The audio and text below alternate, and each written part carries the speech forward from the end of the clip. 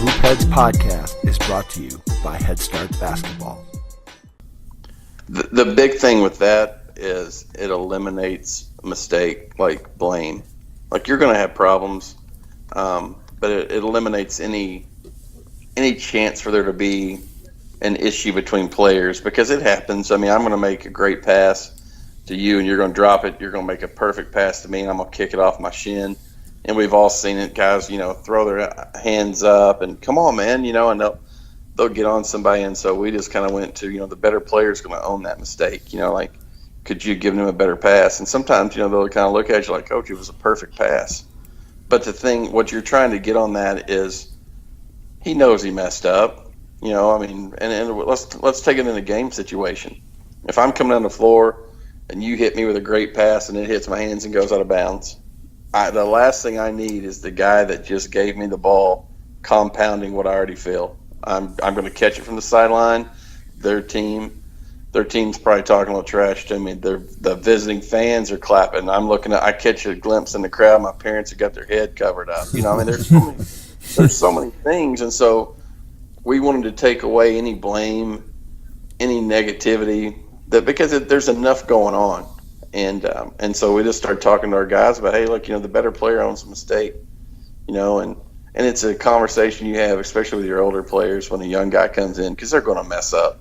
They're going to really mess up, and you take them under your wing and talk to them about it. Hey, my fault, I'll get you next time, or hey, don't worry about it. Keep playing. Just anything you can do to get past it, because we want to eliminate any snowball effects. And one mistake turns into two, and now we're in three, and now we've got reactions going on, and things are bad. And so it develops a lot of camaraderie, but it also develops your leadership. That's one of the fun things about it.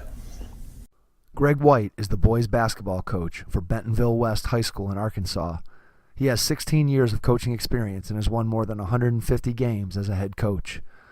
Coach White has been a featured speaker at USA Basketball Coach Academies, as well as a member of the coaching staff at the Snow Valley Basketball Camp in Iowa, which is recognized by Sports Illustrated as one of the top teaching camps in the country. I had the opportunity recently to hear Coach White speak at the Cleveland Coaches Academy put on by USA Basketball. I came away thoroughly impressed with his knowledge of the game, his philosophy on building a high school program, and how he uses the game of basketball to make an impact on the lives of his players. Whether you are a coach, parent, or player, I guarantee you'll find something to take away from our conversation with Coach Greg White that you'll want to write down and put to use immediately. Grab a notepad and be ready to enjoy this Get Schooled episode of the Hoop Heads podcast. Hello and welcome to the Hoop Heads podcast. It's Mike Klinzing here with my co-host Jason Sunkel, and today we have a very special guest all the way from Arkansas, Coach Greg White of Bentonville West High School. Greg, welcome to the podcast. Hey, thanks for having me, guys. Sure, no problem. And so Greg and I met at recent USA Basketball Coaches Academy in Cleveland, and I heard you speak and just came away so impressed and wanted to get you on and have you share your thoughts with some of the parents and coaches and players that we have listening to the podcast. We started a series of podcasts where we're talking to local high school coaches here in Cleveland, and certainly the opportunity to talk to you with some of the things that you shared at the clinic was an exciting opportunity. So again, thanks for jumping on with us. Yeah, I'm excited to have a chance to talk to you guys. I met a lot of great people there in Cleveland. Got some buddies that coach in the area, and so I know there's good coaching, and I'm excited to see what's going to grow from what USA Basketball is doing and the small part I've had in it. I'm excited about it. It really is going to be some great changes, I think, for the game of basketball. So let's start there with how you initially got involved with USA Basketball, because I know they came out with the guidelines and the things that they're trying to promote throughout the game, which obviously I'm completely in agreement with you that if they can get things turned around and really get people adhering to what they're trying to promote, I think it's going to be great for our game. So talk a little bit about how you got involved with USA Basketball. I really came through my relationship with Don Showalter. About 6 years ago, I started working Snow Valley Basketball Camp in Iowa. And I was through a mutual friend. Alan Stein's one of my best friends, and Alan connected me with Showalter, and there's some great coaches that go there. a lot of people that don't know about the Snow Valley, it started back in the 60s in California, and then Don Showalter and the late, great Jerry Slikus brought it to Iowa, and it's just been going strong ever since. And you got high school coaches, NBA coaches, college coaches that we all go spend. Some guys spend the entire month of July. I usually go for a week, but you sleep in the dorm. You're on the floor at 6:30 in the morning, and you get off the floor about midnight. You do it for 5 days straight, and it's repetition and learning, and it's basketball in its purest form. But that's kind of how I got connected with USA Basketball, was through Coach Showalter, who we all know, as the coach of the junior national team, and it's phenomenal at what he does. And I've just been really blessed by that relationship and my friendship with him, and he's more of a mentor now. And it's taken me some cool places. I've got to do a lot of cool things through the game of basketball. Yeah, that's really cool. I know that since we talked about getting you on, I did a little looking at Snow Valley and a little bit of what it's all about, and I had heard of it before, but went back and did a little bit of research. It sounds to a certain degree like a coach's paradise in terms of the learning process, not only the opportunity to go out and teach kids the game, but also just for yourself, some of the great coaches that are there for you to learn from. Yeah, it's one of those days that we talk about, when you explain to someone, first thing I think of is, wow, you must be really tired. And you are. I mean, it's an exhaustion. But the thing is you almost have a depression when you leave, because you've been in such a basketball high, and just, the sleep you get used to not sleeping, and you're on the floor and you're working with kids that want to be worked with. And then, you look over on the court, there's Dave Severance from the Clippers, or Tates Locke, and Mike Procopio from the Mavericks. There's nothing. For 1 week last summer, we had 6 NBA skills coaches there, and you're looking around and you got a bunch of teenage kids that really, at times, you don't think they understand what they're really getting to deal with. They've got the U.S. national team's head coach, and all these NBA coaches and guys that just, really understand and can teach the game. And, we kind of take it for granted. I take my 2 sons, or I did until my oldest son graduated, and try to explain to them, like, you're learning from some of the top names and top teachers in the game. Like, it's a privilege to be around them, really. I mean, it's really exciting. So special place, special to me, special to a lot of coaches. And with Showalter's role right now, you're starting to see that influence of what makes Snow Valley special kind of get into USA Basketball. Something as simple as the cutthroat drill that we start seeing, and it's just a lot of fun right now to see some changes happening. And I'm, like I said, I'm happy to be a small part of it. Right. What's the biggest change that you see coming down the pike that you think is going to make the biggest difference in terms of amateur basketball here in the United States? Right now there's so much uncertainty with what the NCAA is throwing out. And, the big fear for me is that they're not going to give USA Basketball enough time to really get a hold of it, and they're just going to say, hey, here you go, and then expect USA Basketball to run with it. And then if there's any failure or any hiccups, well, it wasn't us, it was them. Right. And I don't think that's fair to USA Basketball. What was wasn't there something recently NCAA just randomly did and threw everything off, or am I thinking of something else? No, that's one of the things they're doing is, right or wrong, I think USA Basketball is going to be responsible for selecting these kids that are going to go to these big camps. And, that puts a lot of pressure on them, a lot of pressure on the staff to take evaluations from other people. Right now the top 80 kids are what they're looking at. Well, the top 80 is pretty easy to see. A lot of people may disagree with that, but you can tell who the top 80 kids are in the country just based on who's invited to the USA camp. And sure, they probably miss a kid or two, and that's going to happen. But that's what I'm afraid of, is they're going to put some undue pressure and undue, problems on that. It is going to be hard to find everybody. Like, the next number jumps to 1,200. There's a lot. That's a lot. That's a big number. That's a huge number. Yeah. And so there's going to be some things that they've got to work through. But I love what's going on with the youth, with the coach academies, and with the regional camps. And I think what you're going to see is the regional camp become more important, because when we can start getting players in at 12 and 13 and work skill drills and trying to find out what type of young people they are, that's how they're going to end up being in the USA basketball database. And so it becomes where less games and more skill development and really seeing who can play versus just showing up and watching a couple weekend tournaments. And I think that's something to be excited about. But there's also some skepticism, which there should be. But, I trust Don Showalter and the staff at USA Basketball. I think once they're given complete control, it'll be a great thing. Yeah, I mean, there's so much need. There's so much need out there for skill development. And, I know I've read on your blog and just some of the things that you've talked about in terms of summer basketball and the fact that, there's people out there doing it the right way. And, unfortunately, there's still people out there that are doing it just to, whether it enhance themselves or just to make a dollar off kids. And I think the more we can do to, develop kids just with the skill building as opposed to just running them out there and playing 20 games in a weekend, I just think that that's going to be something that's going to really help the game to move forward. And especially if we, as you said, get some of these top kids in front of better coaches, get them better coaching. Eventually that's going to, have a trickle up effect, if you will, where you're going to just continue to see the game grow and improve and these kids get better and more skilled.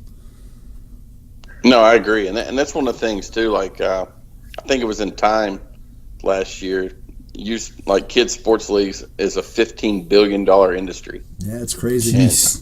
And we talk about it all the time. The thing with youth sports, the problem isn't the youth and it isn't the sport.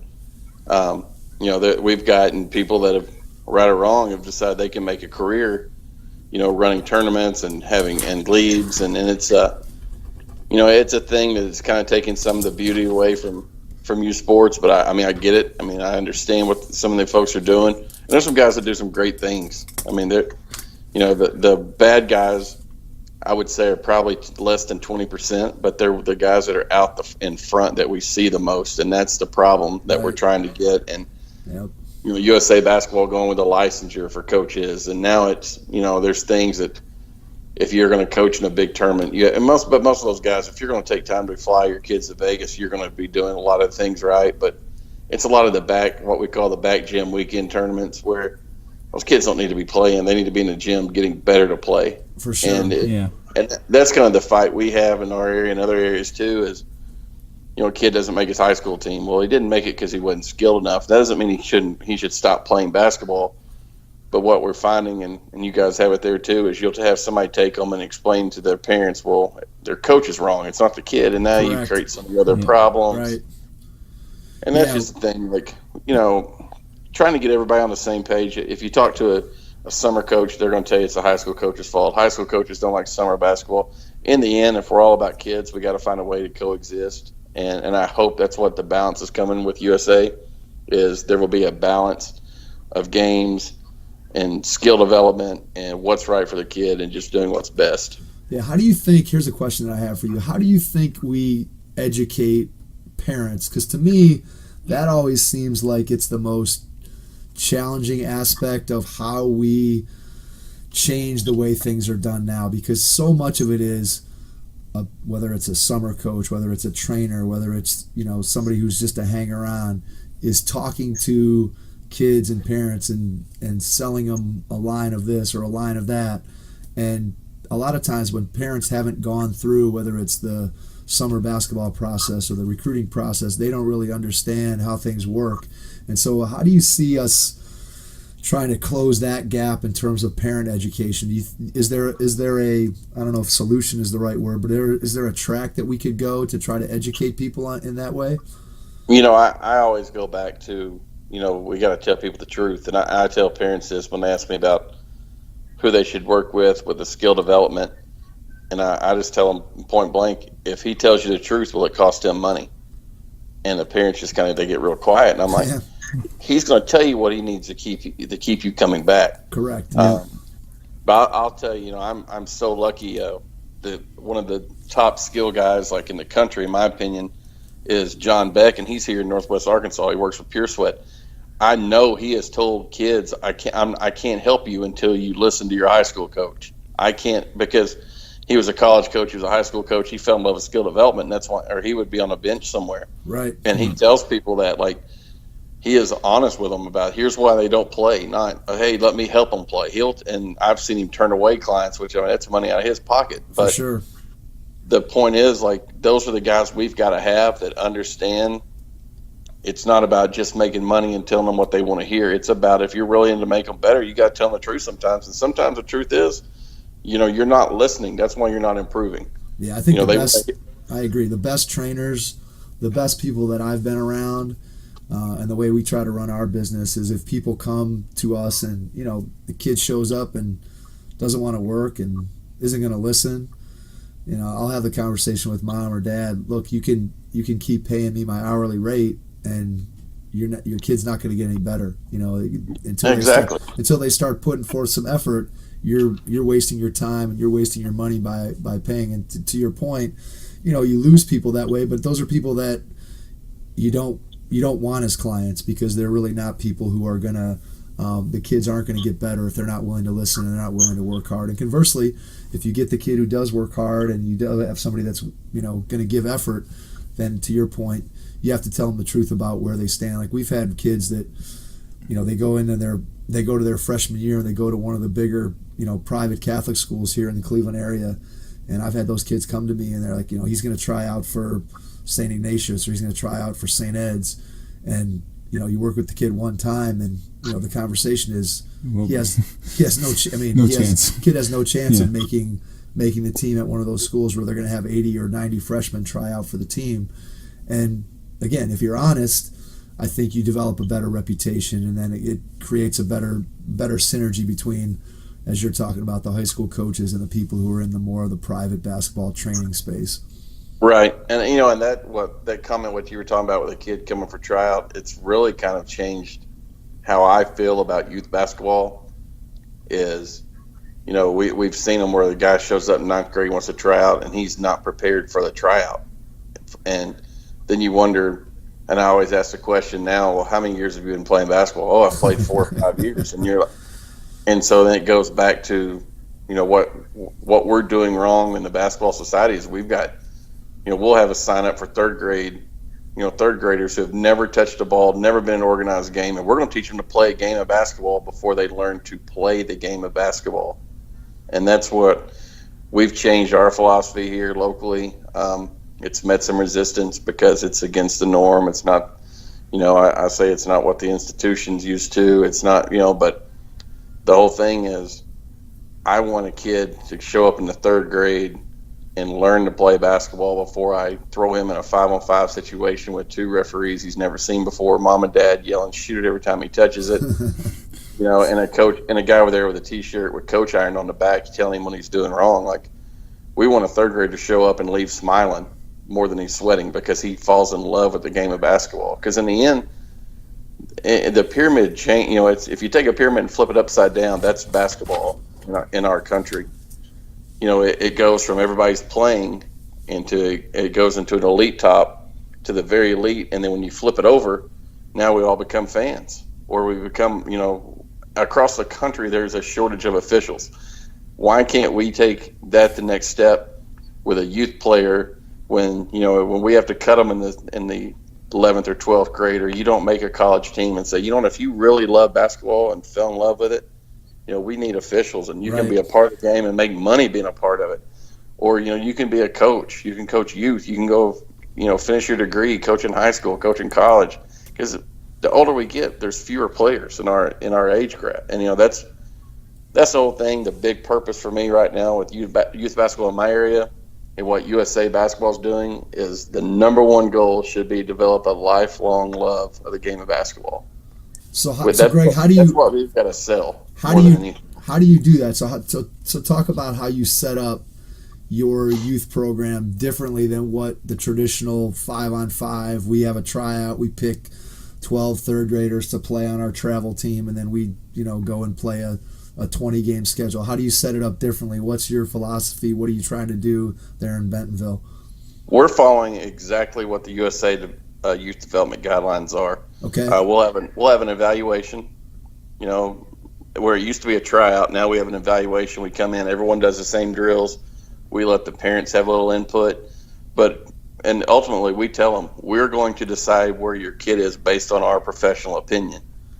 And it's funny, like most of the people that have already registered their son coming in are very, very modest about where they're at. I've had one that has listed their son as advanced. Everyone else has been foundational or introductory. And, Right. and to be honest, I can probably tell you that one kid's not advanced. But there's 4 levels in USA basketball. There's the introductory level, the foundational level, advanced level, and then performance. To me, performance is the high school level. They actually put it, and we've kind of changed it to fit our needs. For them, performance level is those are the guys that are going to have a chance to get paid to play basketball. That's Correct, the USA national team. Right. And so we've kind of changed it to fit our needs. So we feel like we're going to have a large introductory. That's the bottom of the pyramid. And that's unlimited to players, whether you're a second grader who's never played or you're a sixth grader that's never played, and all of a sudden you're the tallest in your class and mom and dad want to throw you in there. You can group it by age. You can do it by skill. It's basically just teaching them to love the game of basketball.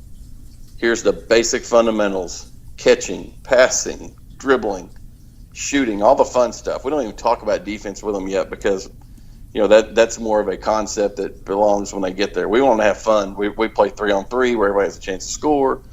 We want to do a lot of fun shooting drills, dribbling drills. We play sharks and minnows. Yep. I mean, it's like elementary PE. Yeah, absolutely. Everything you're saying is it's so spot on, and I see so many programs that I've been around and seen other people what they do, and when you don't do the things that you're describing, all you're doing is you're setting kids up for failure, and you're turning them off. You're turning them off to the game, and if you just can, as you said, make it fun, find games again, sharks and minnows, tag.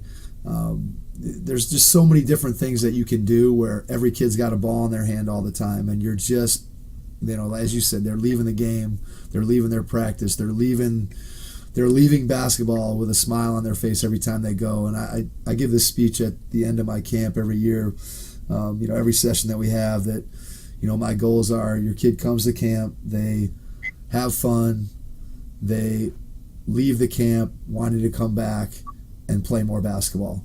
And yes. if you do those two things, I think, especially at these younger ages, then you've been a tremendously successful coach. And so, to hear the things that you're describing are things that I, completely believe in, and things that we try to do here. So it's great to hear that there are people that are, again, following the USA basketball guidelines, that are trying to do things the right way for kids, which is really what it's all about. Absolutely. And then we hope a kid comes and falls in love and wants to come back, and then we've got a foundational level where it's more of your traditional camp. We introduce every skill, some 3-on-3, and the thing is, what I like about this model is it allows a kid to stay involved as long as they want for it, and as long as it's feasible. For sure. Meaning, when they get to the high school level, they may have to go play intramurals, they may have to do something else, but it allows them to stay with it, and they fall in love with the game and find a reason to be a part. And they get advanced, and we start looking 5-on-5. And that could be in the 5th grade, 6th grade, 7th grade, whatever that falls in. That's the beauty of it, is it's all based off skill development and age, not just age. Because we've all seen it happen before. You have a 6th grade team tryout, the tallest kid comes in, he can't play dead, but they stick him under the basket. Well, he's not getting any better. He's just filling up the middle of your 2-3 zone, and you're hoping to get a rebound. And that's a disservice to that kid. For sure. I have a 6'5" kid on my campus right now that can't stand basketball, that can dunk in almost any way you can imagine. He's a cross-country guy because sometime in his youth development, he was stuck under the rim and never taught to play. And that's a disservice to him. And, we're upset about it because he's so far behind now. As a senior, we can't teach him to play at the level we play at. And that's just what we're trying to get away from, is teach every kid to play, teach them to love basketball, let them go as far as they can inside the system. And when the game tells us to stop playing, because it tells all of us that at some point, we hope there's been enough investment in that young man and young woman that they fall in love with basketball, and they continue. If they choose to, they continue at some path in the game, whether it's as a fan, as an official, as a coach, and for the very few that keep going on as a player. You've mentioned a lot about having kids fall in love with the game. Can you just talk about how you personally fell in love with the game when you were like a youth player? Oh, absolutely. I tell everyone I'll never be the best coach in my family. My oldest son Hayden is a freshman in college. He's going to go into coaching, but I have an aunt who's a 5-time state champion, and she gave me my first coaching job. I was 12 years old and got to do the dribbling station for at one of the elementary camps. That's awesome. And that kind of did it with me, but a lot of it too.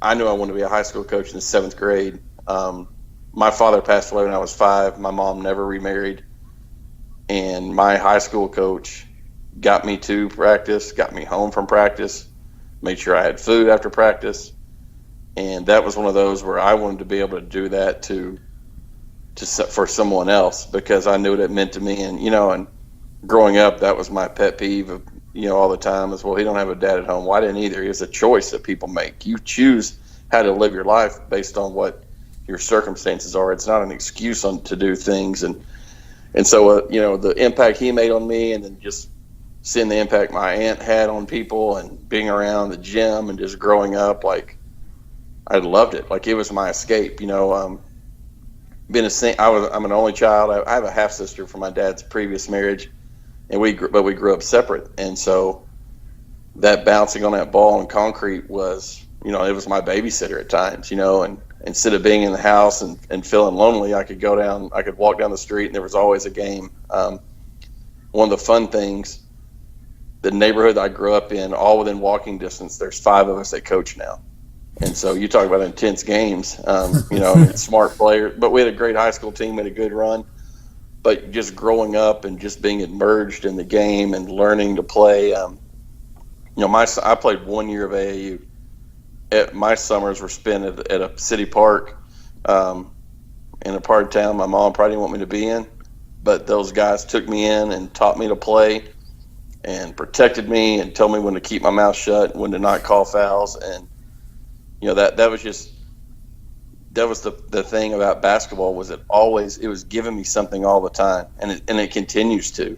I've been to Las Vegas, I've been to Santa Barbara. I'm a kid from a high school with 500 kids. I had 27 in my graduating class. I've been to both coasts because of the game. I've met some great people because of the game, and it gave me so much and continues to give me. And it's still, I think you can hear me talking about it right now. I'm still in love with this game and trying to find new ways to be better at it, not only as a coach, but just as a student of the game and as a guardian, really. That's one of the best compliments I've ever gotten was from Tate's Lock when he called us the Cowboys. We're the last of the Cowboys protecting this great game. And, when you hear it from a guy that when he learned the game, when he says, I got this drill from Johnny, he's talking John Wooden. That's one of the pillars of basketball. And he instills some things in you that, I don't know, it's a beautiful thing to talk about. I can get emotional talking about this game from top to bottom because, I do. I love it. I see what it gives my sons. I see what it gives other young men, other young people. I just don't know if there's a better game on the planet. Yeah, I'm with you 100%. I think growing up, just to speak for myself, the game was everything to me, and it continues to be my passion that I want to pursue and look for different ways to grow it, to impact kids, and to use the game to not only make the game better, but to enrich the lives of the kids and the adults that I come in contact with, and use basketball to really improve lives. And that to me is what it's all about. And just to hear you talk, same way when I heard you talk at the clinic last weekend or 2 weekends ago, it's what came flowing off you, is that love of the game. And I loved what you said about growing up and going to the park in different areas of town where maybe you shouldn't have been, because that was pretty much my entire childhood. Going and getting in a car and going with some friends or going wherever just to find a game. I was all over the city, trying to find the best players and the best opportunity to improve. And I think that's what is a little bit different about today's basketball, where kids play with primarily their own age. They play primarily with an official and a coach.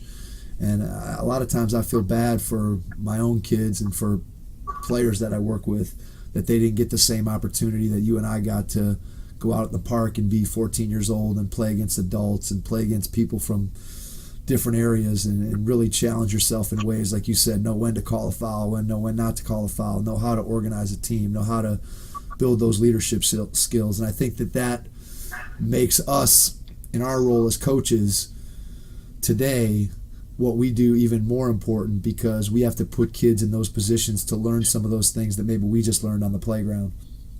Oh, absolutely. My the job I had previous to open this game, when I came here to the new school, like, they didn't know how to play pickup. They would just play. Like, I walk in one day and say, "Hey, what's the score?" And they're like, "Oh, we're just playing." I was like, "What?" And they're like, "No, we're just playing." And they were like, "Free sub." I was like, "No." I was like, if you don't get picked, right, you're sitting. You're wait. sitting. Right, exactly. And if you lose, you're off. And just having to explain, like, no, this is how you do this, and what a game point foul meant, and right. just yep. I mean, one of the great. That's one of the beauties, and I totally agree with you that kids miss out on it, and it's such a different world. Like, I always ask kids, if I don't call practice, would you come to the gym? And a lot of them, to be honest, we will tell you no, they don't. They don't think about the game when they go outside. They don't watch the game on TV. They don't. I remember we would leave high school practice on Wednesday, go home, grab a quick bite to eat and head to the Y, because that's when men played 3-on-3 that night. And, we'd go and try to get in games with guys in their 30s and 40s, and they wanted to teach you how to play basketball. And that was where some of the best lessons. Like, I mean, I don't remember a lot of my high school practices other than I was kind of scared of my coach at times.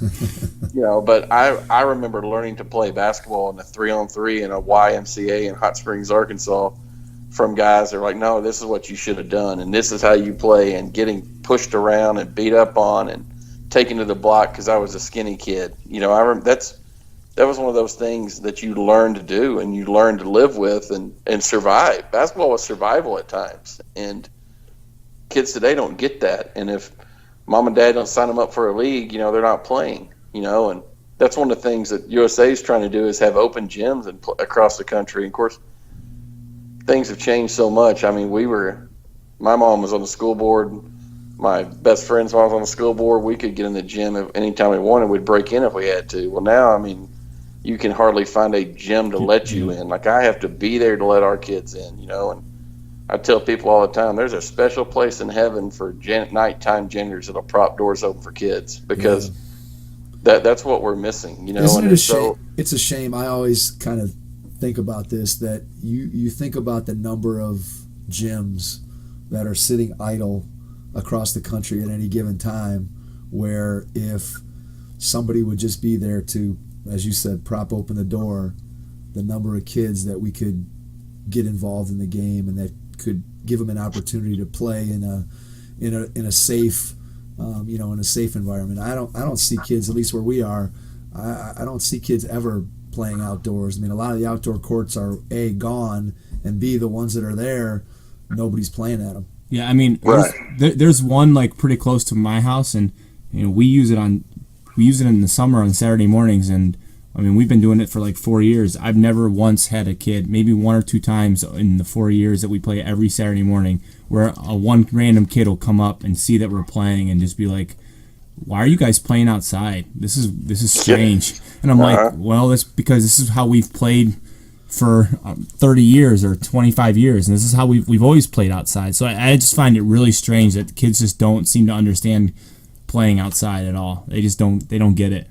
No, they don't. And it's just such a change in our culture that the season was over in high school for us, and you either went straight to track or baseball or whatever you had, but there was always a pickup game somewhere, and that's when you played, and that was how you got together. And now if they're not signed up for a travel team, they're not getting in the gym. And we've shown them, hey, here's what the difference in you coming to the gym for an hour on your own versus going to play in a weekend tournament. Number one, it's going to save your parents $50 off admission. But you can come to the gym for an hour with a buddy and get 250 shots up easily. you're not going to take 250 shots your entire summer on a team unless you're the best player or your dad's sponsor. I mean, that's just Yep. and so that's what has changed. Is it used to be in the summer you would go and compete and try to get better. Well, now kids go just to play. And if you're telling them, hey, you don't have a left hand, you got to work, they're not going to work on their left hand in a game. Anytime there's a scoreboard involved, kids are going to refer back to what's comfortable. And, you'll have a kid come back and, he's played more and he might feel more confident about some things. But in the end, he's not a better player unless he's playing against better competition. And that's the whole age-based and trying to get there. And that just going back to what USA basketball is doing, like it's going to your standard is set on skill development. You don't move up until you change your skill. Coach Showalter said it in Cleveland. I've heard him say it in Vegas. I've heard him say it a lot. You never graduate from skill, and that's one of the things that I love about it is it's constant skill development, constant skill training. That right or wrong, like learning to compete's a skill, and we learned how to compete on a park, not in a league, not in a game with someone that's the same age with an official. Yep. And that's the biggest change for me I see with our youth game is it's so structured. Like kids don't know how to go out and do things on their own. And I mean, you can tie that into society problems. People don't know how to do things on their own. They don't know how to coexist. They don't know how to. That's why they made Google, right? Exactly. I mean, it's like. How many times have you seen a pickup game end in a fight? Well, I mean, sometimes you got to fight for what you believe in, not go and find somebody to do it for you. And that's, right. Yep. That's one of the great things about being a kid when we grew up was, you either shut up or you had to put up. I mean, it was one of those things. Yep. And you learn that. And kids today don't learn that ability to negotiate. And then if negotiations break down, yes, you got to stand up for yourself. And so much of what happens, again today, it puts that onus back on the coach to develop those skills in kids because they just haven't developed them on their own. Right. Well, let's jump forward okay. to where you are today and your building of the program at Bentonville West. So talk a little bit about how you came to be at this brand new school and then what your challenges were and how you went about getting started building your program, because I know you had a lot of good things to say in your talk at USA Basketball. So I'll jump in with a question or two, but I think you could probably talk through your talking points on that very well. Yeah. So in 2016, we Bentonville West High School opened for the first time, and I was 10 minutes to the west in a town called Gravette, Arkansas. 4A school. Great place to be. I thought it was going to be my last job. Really wasn't interested in this job, and the athletic director called and we talked about it, and I really still wasn't interested, and I kept trying to explain how bad of a job it was to him, mainly to myself, because you're opening in the largest classification. You're splitting away from Bentonville High School, who people are familiar with Bentonville. That's the home of Walmart, so success is expected.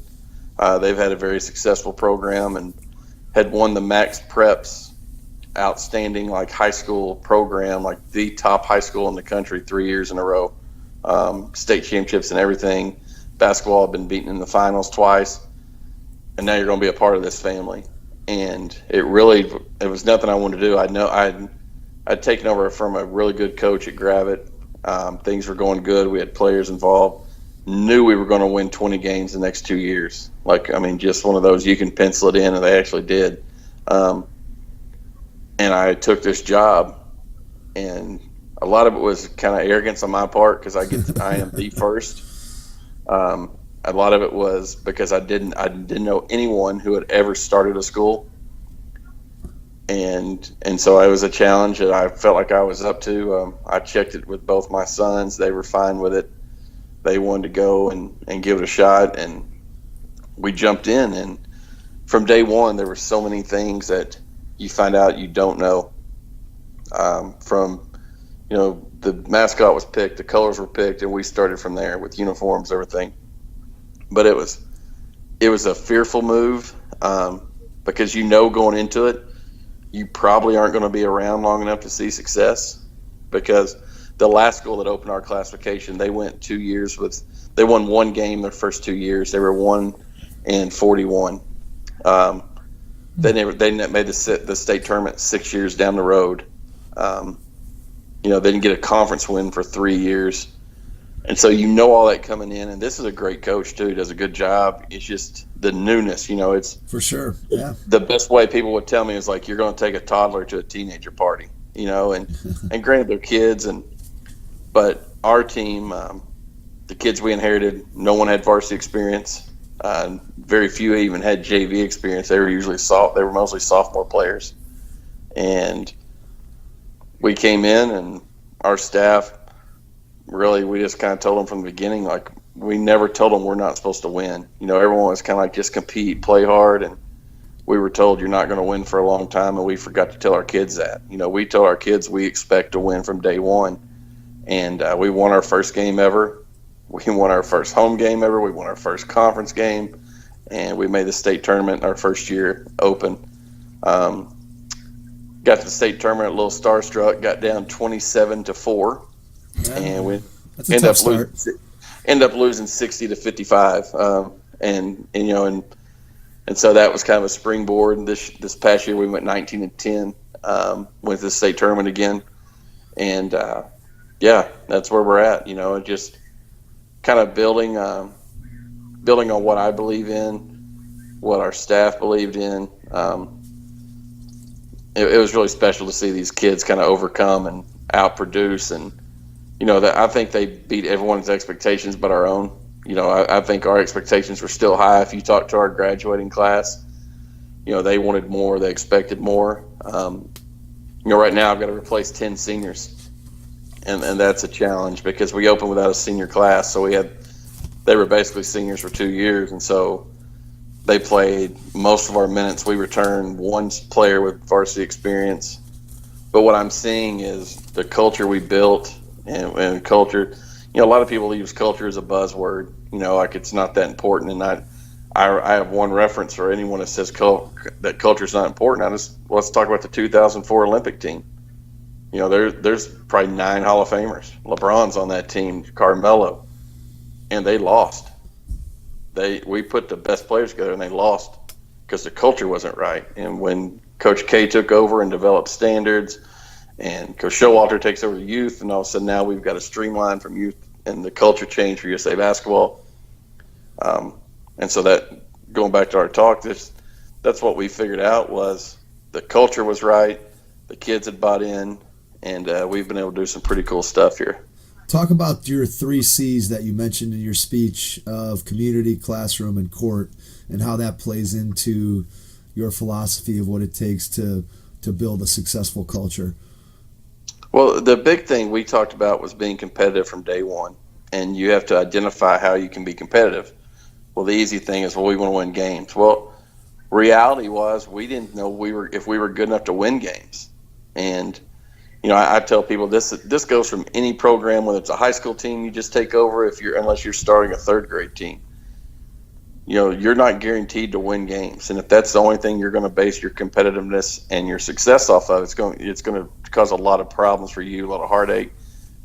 And so we wanted to be competitive from day one, and so we talked about let's win 3 places. Let's win in the community first, let's win in the classroom, and then on the court. And what you see is when you win in the community, you have pride in your community, and that's what that fosters is support in the crowd, support when you go in. Bentonville's a town of about 50,000 out when you take into account Centerton, where our community that we're in. It goes from about 50 to between 65 and 70. And, we're the new kids on the block. We're the new logo. I mean, this has been a one team town forever. And, you're trying to go in and steal a piece of that pie and try to get some support. And once people saw how our kids acted and how they lived and how they represented, there was some pride built and some respect. And then, of course, the classroom, when you have success in the classroom, it provides excellence. And that carries over. We have, I don't know how many kids we had above a 3.0 last year. I need to look that up so I can talk about it intelligently. But we had we had so many kids with high grade points, high ACTs, kids that are going to be great. You know, they were good high school basketball players. They're going to be great men in our community. And then lastly is the court, and that develops into championship play. And so when you take those three things, you have the community, the classroom, the court. What your main thing you're trying to get is sustained success. You know, can you do it year in, year out? I use this example in Cleveland. You know, I always say, how many people know Right Said Fred? Most people raise their hand. You know, I'm too sexy. Well, tell me another song. You know, I've never met someone that can tell me something else or says, oh, I have the CD. You know, it's a one thing, and anybody can be good once, but we want to be good for the last 2 years, and we want to be good this third year. And because once you're good, then now you can start talking about tradition and what you bring to the table, what you belong to, the community. When people ask, you know, if you ask anyone in our league tell me about West High basketball, they're going to tell you, man, they're physical and they defend and they're tough. And that was our calling card. This team coming in isn't physically built like the last team, but you better believe they're going to be expected to be tough and be physical, and that's what we want to become, and that's kind of what we're leaning to with those. So talk about your DNA drills and your theory behind that, and how that plays into what you do with your team. I think any team has got to have, you know, your identity, what you're going to go to, and it all came about last year. We went on a 4-game losing streak. It's the longest in school history, which people laugh when I say that. But the cool thing about opening a program is you remember everything, and we document everything. We have every game, all that stuff. You know, because when I leave, when it's, you know, either on my terms or their terms, when they come in and someone says, hey, you know, oh, tell me about your program. And, hey, I know who scored the first point, what it was, you know, who this. And so that's a cool thing. But so we're in a 4-game skid last year. And, you know, coaches start to panic and you start thinking. And I kept going back to why we were losing. And a lot of it was honestly we'd gotten away from who we were and doing what we had done. And so after that 4th loss, we came in the next practice, and it was basically a carbon copy. I actually took the practice plan from our first day, and that's what we did. And these were all the same drills. You know, Coach Locke's box drills for footwork, post-war, rebound, one-on-one alleys, closeouts, and when we played cutthroat. And just to see the kids, like, get back to work. I mean, basically getting back to work, and we took so much focus off of our next opponent and put it back on who we were and what made us who we were. We came out, we obviously ended the streak there. We won a few more, closed out the season with a win at Bentonville on the road, which is special. It was their senior night. My seniors, all except for my son, had been at Bentonville. You know, they had been a Tiger, and so they're back on senior night, where if they had made the roster there, which they were all told they weren't, they probably wouldn't have. That'd have been their senior night. So we actually won on senior night at Bentonville. About 3,000 people in the crowd. Governor, I mean, great crowd. I'm sure there was no better feeling in the world than that. Oh, just for those kids, you know, to see the excitement they had. I think I got a little excited too. I might have fist pumped once or twice, but just that springboard going back to our DNA, who we are. You know, we win that. We turn around the next week. We win our first state tournament game in school history. We lose to the eventual state champ, North Little Rock, and you know, that puts us in the off season. But it was, you know, our DNA drills are they're the things that our kids right now know what I believe in, what they believe in. If you show up next week on practice and say, hey man, let's do our DNA drills, they're going to jump right into them for you. And I think it's something you've got to have. There's got to be some routine, but it's got to have some meaning to it. You know, like, we're not going to come out and do 2-line layups just because we want to do something. I mean, we're going to do these things. They matter. They make us better. They're still coach them up.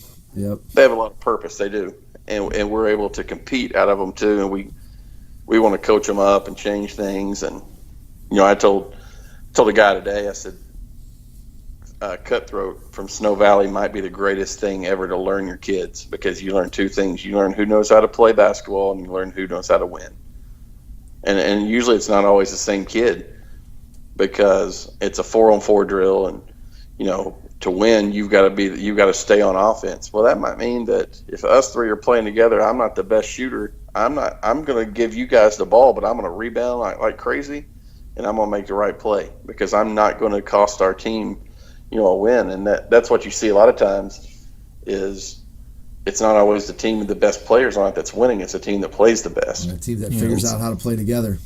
Yes, and that's one of the things too. Like when we go back to our DNA, like we want our kids to play basketball. We talk to them about we spend a lot of time in skill development. We spend a lot of time playing cutthroat, because it's just basketball. It's what us three and one other guy would go out and do, and it's a fun thing to watch when it's clicking. Absolutely.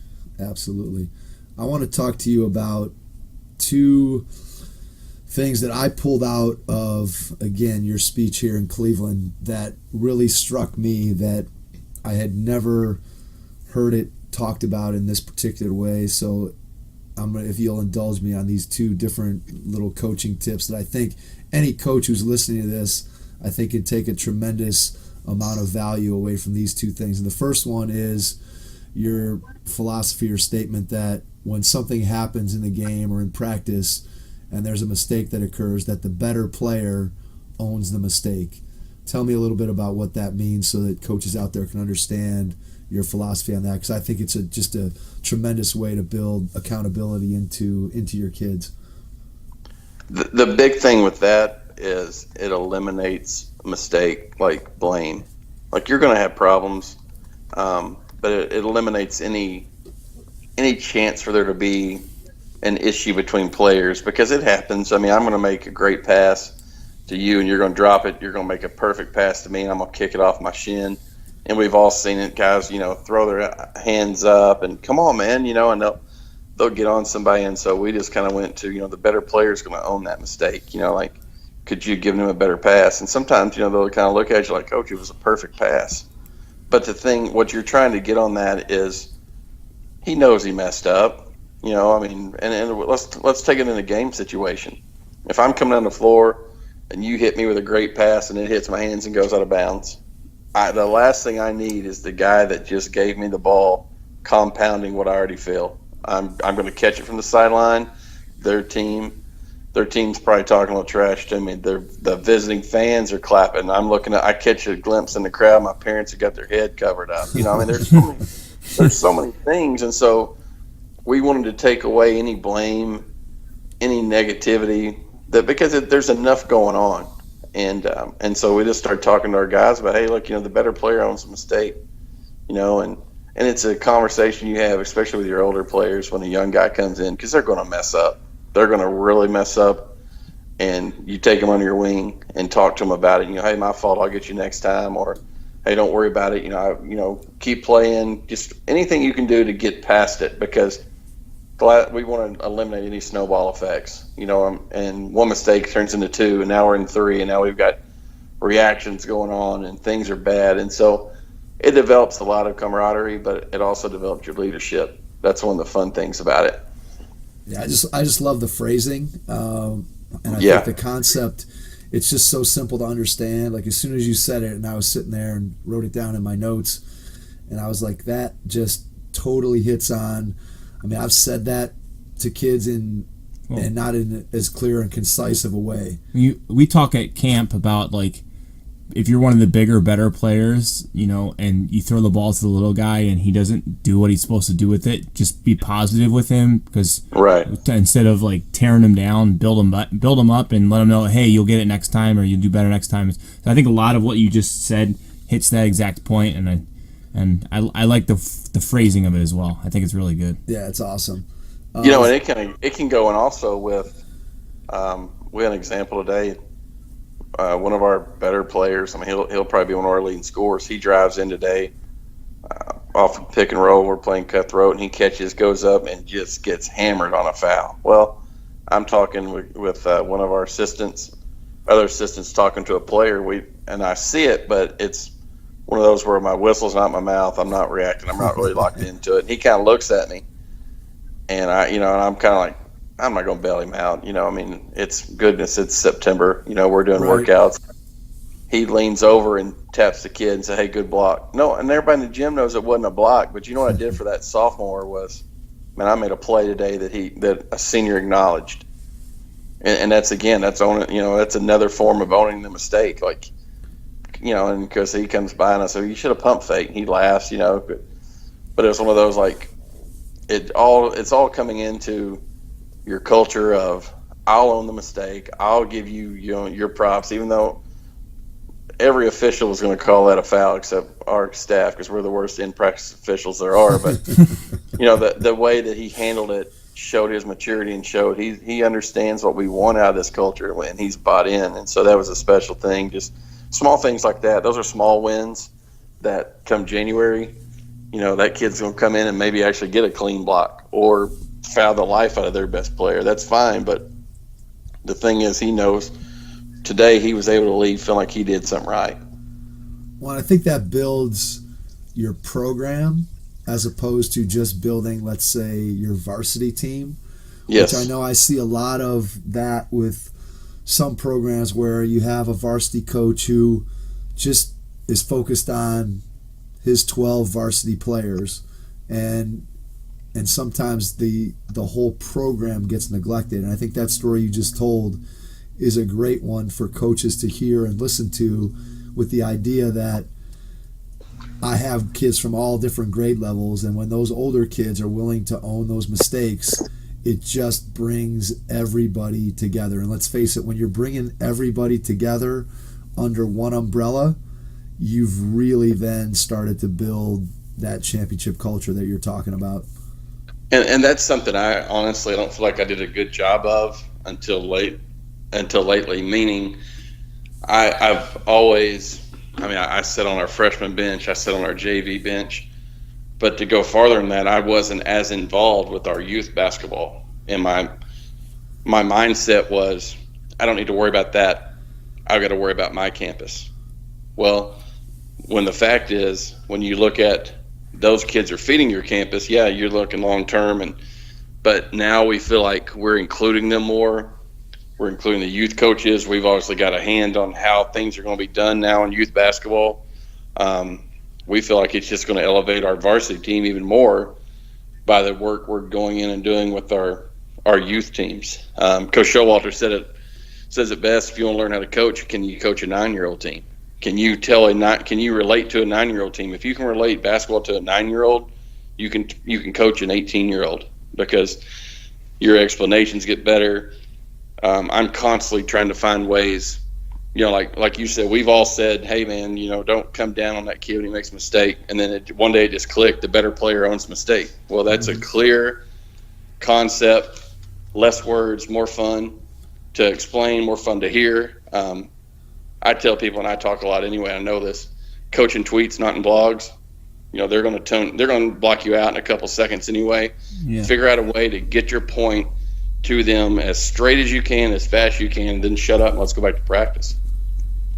Yeah, that's a great point. It's a good way to look at things. I think, and I know I've been guilty of this in the past, and I've spent a lot of time coaching in the last few years, coaching my own kids, and my son is now he's in 7th grade.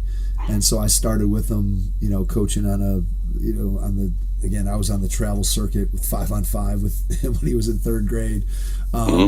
But, I know I spent a lot of time probably initially, I'm talking, explaining a drill and talking about why it's important to, and instead, by the time I'm done talking, all those 8-year-olds are looking at me like, please be quiet. We have no idea what you're talking about. Can we just get some, can we just get some more shots up?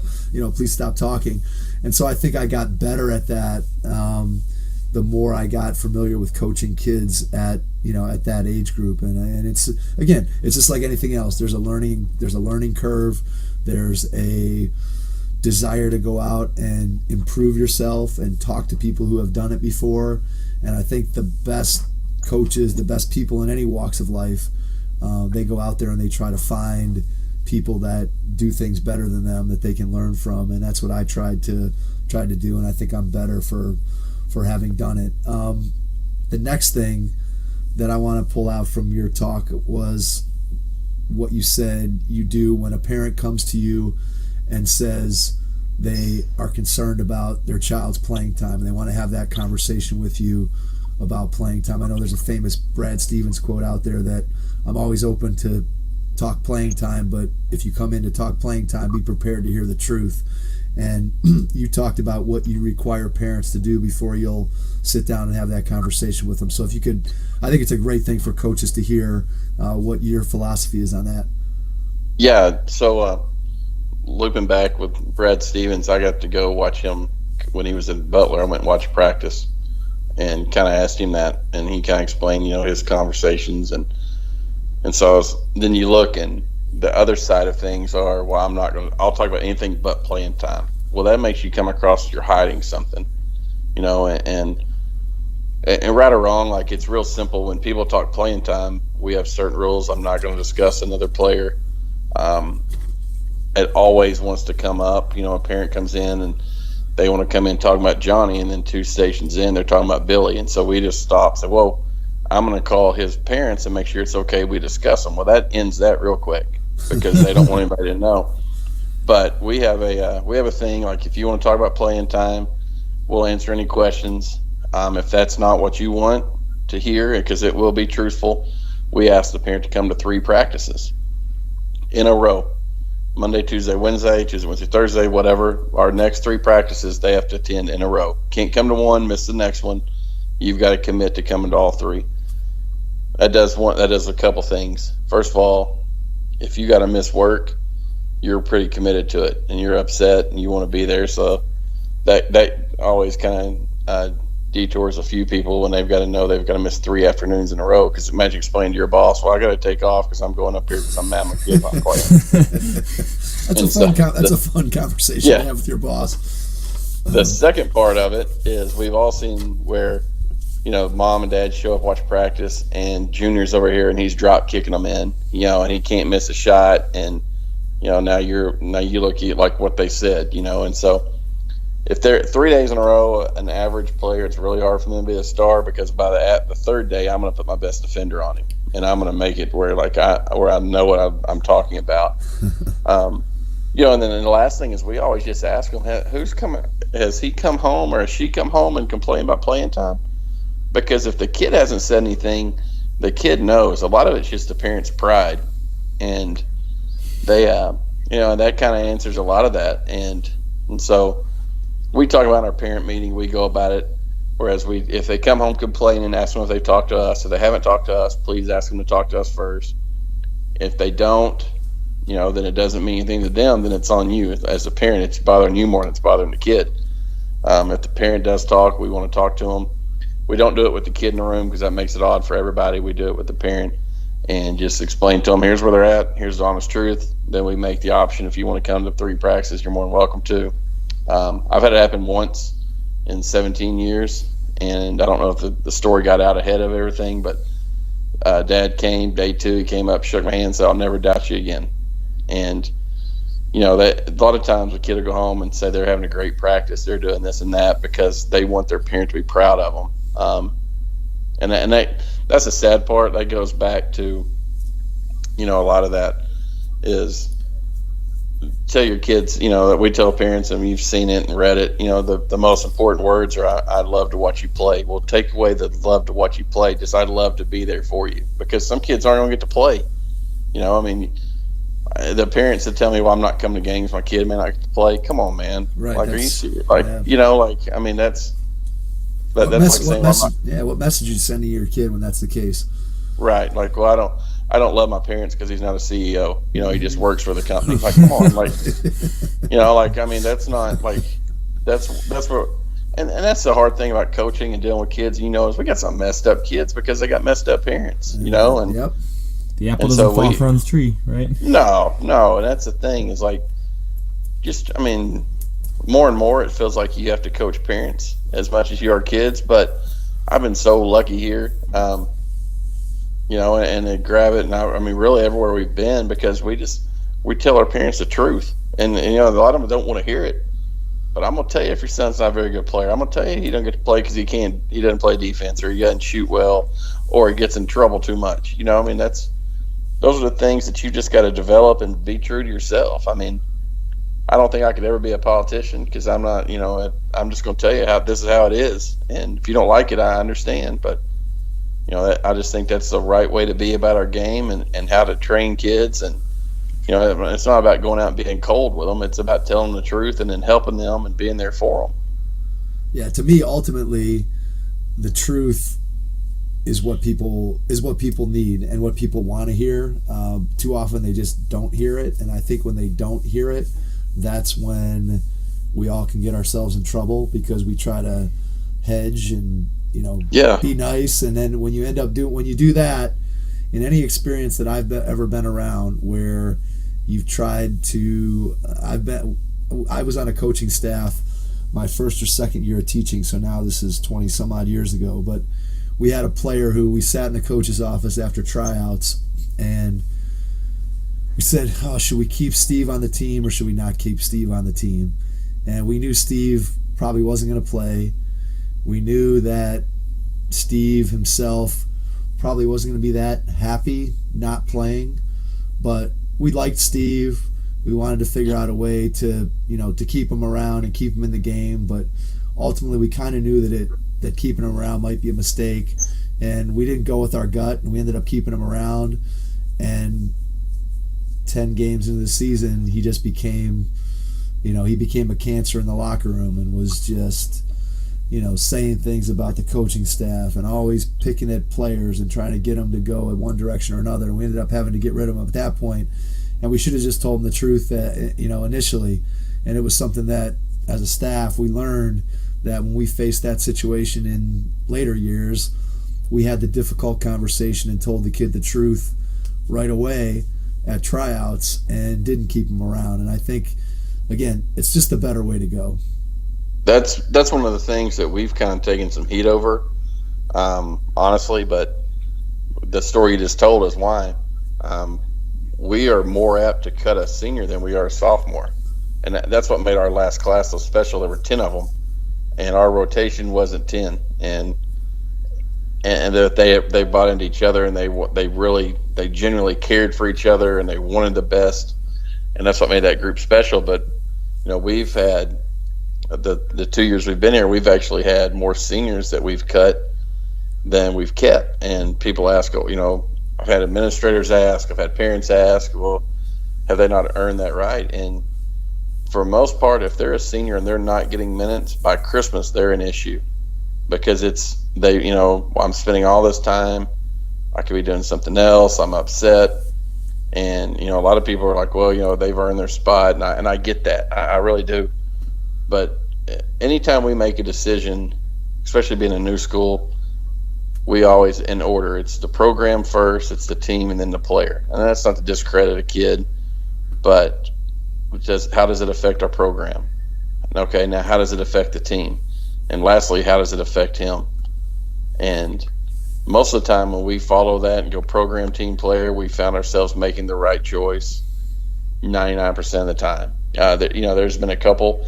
We had a young man wasn't going to get minutes for us last year, and we told him back in the spring, and his family moved and he went to a different school. He's now playing at a junior college. He would have not touched the floor for us. We could have kept him and said, hey, and not told him the truth. And then come December, he's upset he's not playing or he quits. He's playing. He is on a college roster now. We are so happy for him. And instead he could have been out of the game. Right, and he could have been out of the game, or he could have been sitting on our bench, upset. And so we felt like we did the right thing by him. And we've done, we tell kids that, like, it's not that we don't want you to play. You just may not play a lot here. And in today's society, it's very rare for a kid to say, you know what, Coach, I just want to be here, because they can tell you that, but the ones that really mean it and do it are very few and far between. And so telling the truth has gotten us a lot farther than, sugarcoating things and then trying to come back and explain it later. That's for sure. Greg, I want to touch on one more thing with you before we get out of here. Yeah. And that's coaching your own sons. Yeah. So talk a little bit about the positives, the challenges, and what you've had to do and what you've tried to do to make sure that that works on all levels, where it works on your relationship with your sons as a player coach, as father son, and then as that relates to how the other kids and parents and people that are associated with your team, how they perceive the situation with you coaching your own kids.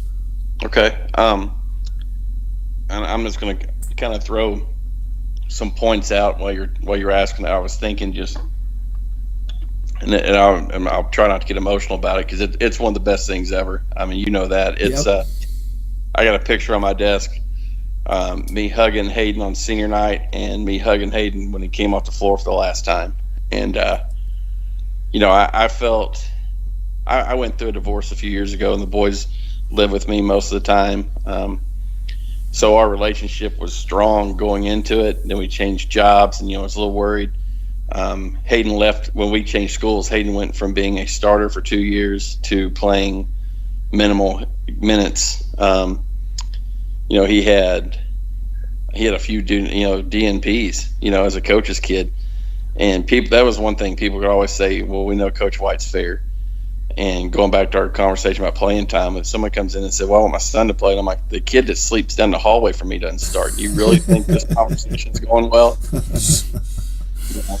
That's awesome. And it wasn't, he's a good player. He was just behind better players, and he understood it. And I tell people one of the biggest factors for our early success was Hayden White, because I coached him harder than I probably should have, but it allowed me to coach other kids hard because they wanted me to coach them like I coached my son. And he had a shorter leash than everyone else, and that's not fair to him. He's given me some wisdom, about how to handle his little brother, who's a sophomore for us. A couple things we talked about was in the locker room, when people start complaining about your dad, they're complaining about Coach White. They're not complaining about your dad. You can either chime in or leave. You don't defend me. You cannot allow, if you're a player and your dad's your coach, you can't defend him because that causes issues with you and your team. It's part of it. You either chime in and say, yeah, I can't stand him either, or you just get up and leave. And that was something we've talked about. I've never asked them what's going on in the locker room. That's not fair to them to put them in that situation. The big thing for us is the stop sign rule. I'm Coach White up until the stop sign at the end of our campus, and then I'm dad from then on out. We don't talk about basketball at home. Now, if they bring it up, all bets are off. But I'm not allowed to bring it up. When I do, I catch myself, and there's times that I go to my office a lot more just because I need to be Coach White, and I don't want to do it at home in front of them as much. And so that was the big thing for us, was just people. There's so much pressure on a coach's kid to be the best, and I tell people if your dad's a doctor, or if your dad's a surgeon, I don't want to hand your son a knife and expect him to be able to cut on me just because dad's a surgeon. Like, this is my passion, but it's my profession too. Yeah, and you're right. There's a lot. I think there's definitely a perception that when your dad's the coach, that's out there, that how your kid should definitely be the best player. And I think it's puts a lot of pressure on kids for sure. And absolutely. And like my youngest son Evan, I mean, he's a pretty good player, and things are different now because we just graduated 10 out of Hayden's class, and he'll have a chance to play some as a sophomore on our varsity team. Now that doesn't mean he's completely ready, but we have a void that he can fill, and that's one of the things that I know coming into it. When someone sees that, there's always going to be that, well, he's just playing because of his dad, and we talk about that. Like, you've got to be willing to back it up. I mean, you've got to be able to go out and do your thing and play. But it comes down to, I always ask them, if you don't love basketball, don't play. Don't play because your dad coaches. Play because you love basketball, and both kids do. I've had one time I crossed the line where Coach White allowed Hayden Evans' dad to get in the way, and I don't, I don't apologize for it. People know it was last year. Hayden came to me and asked if I would move Evan up after the freshman season onto the varsity team so he could dress with him, and I did, and we won 2 games, and so Evan kind of became the good luck charms thing. But in the state tournament, we're getting beaten. It's the game's in hand, and I was able to put my sons on the floor together, and then I was able to take Evan out and then let him go get his brother. And, he walked out there and gave him a big hug before I did. And, it was a special moment I'll never forget. And, that was the one time I let the lines blur. And quite honestly, I didn't care. I was happy. It was worth it. Yeah, and absolutely. It was worth it. Yeah. Absolutely. So I think, what I hear you saying, and I think this is one of the things that as you are a more experienced coach and you get an understanding of what it's all about to coach other people's kids and also coach your own, that I think you're very self-aware of how the things that you're doing are perceived both by your own kids, by parents of other kids, by their teammates. And I think if you do that and you're coming from a place of the truth, like we've talked about before, you're going to end up in a good spot and be able to make things work as a father and as coaching your sons. And I think that where we get in trouble sometimes is when people aren't self-aware and they don't turn off that coach dad thing, and they're coaching as the father. And I mean, I see it a lot in the levels that I've been coaching now with youth basketball, where kid's dad's the coach, and he's the 4th best player on the team, and he's got the ball in his hands 95% of the game, and he's chucking shots from everywhere. And, it's obvious that the kid shouldn't be in those kinds of positions. And I think once you become self-aware, I think you really tend to make better decisions when it comes to your kids. I'll tell you one funny story with my son. So before we started this podcast, I don't even know if Jason knows this story, but before we started the podcast, and we were practicing, I was practicing with the mic and trying to get the sound levels right on my computer and whatever. And so I sat down and I did a 15-minute podcast with my son and just was asking him questions. And one of the questions I asked him was, I first asked him, well, what do you like most about playing for your dad and having your dad as your coach? And he said, well, what I like most about having my dad as my coach is he really works me hard and he pushes me to be better because he wants me to be good. I said, hey, that's a great answer. I love, that's something that, I'm really proud of, and I'm glad that you feel that way.